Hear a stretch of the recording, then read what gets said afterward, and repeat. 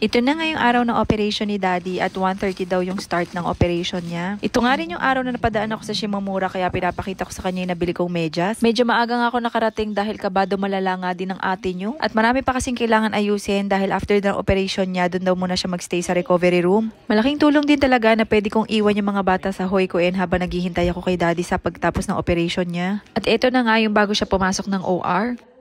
Time check. 3:35. Nakatulog ako kanina dun sa taas. Wala daw bakante na hintayan dito sa baba. Kaya pinaghintay muna ako dun sa malapit dun sa nurse station. Sa taas parang meron silang kainan dun. Parang cafeteria. Sobrang pagod ko din. Wala akong masyadong tulog. Kaya inidlip ko dun. Dumukdok lang ako. Nakatulog ako. Ginising niya ako. Sabi niya, bukas na nga daw na kwarto. Grabe laki. Ang laki ng hintayan na room nila. May TV pa, 3 sofa. Tapos yan, may mga lababo pa, ganyan. Sofa dito, meron dyan. Sobrang lawak. Nasa ko lang mag-isa. Ang hirap maghintay. Pero sana okay lang si Daddy dun sa loob. Sana, bago ko sunduin yung mga bata, nailabas na siya sa recovery room. Kasi pag alas 5, hindi pa rin tapos. Aalis na ako kasi susunduin ko yung mga bata. Ito yung mahirap kapag wala tayong ibang pwedeng asahan, tayo lang yun nandito. May pumasok nga na OR staff at in-explain niya sa akin yung rules para nga dito sa may hintayan at binigyan niya rin ako ng ID na may pangalan ng pasyente. So tinawag na ako ng doktor kanina, nag-explain na din siya kung paano ginawa sa operation. Medyo tulog pa daw si Jason titignan nila kung pwede na daw ba makausap para bago daw ako umuwi.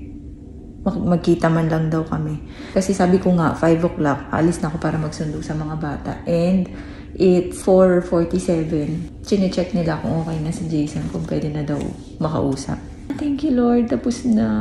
Grabe ang babait nila dito. Sobrang bait din ng doktor. Parang hinihingal-hingal pa siya kasi gusto niya makaabot ng 5. Sabi niya okay naman daw yung operation. Thank you Lord, thank you Lord. Sinabihan ako na dito na nga daw ako maghintay dahil ilalabas na nga daw nila si Jason. Feeling ko nga dito parang ako yung groom na naghihintay sa bride niya. Yeah, hi. Hi. Diyan ko mo ka nito.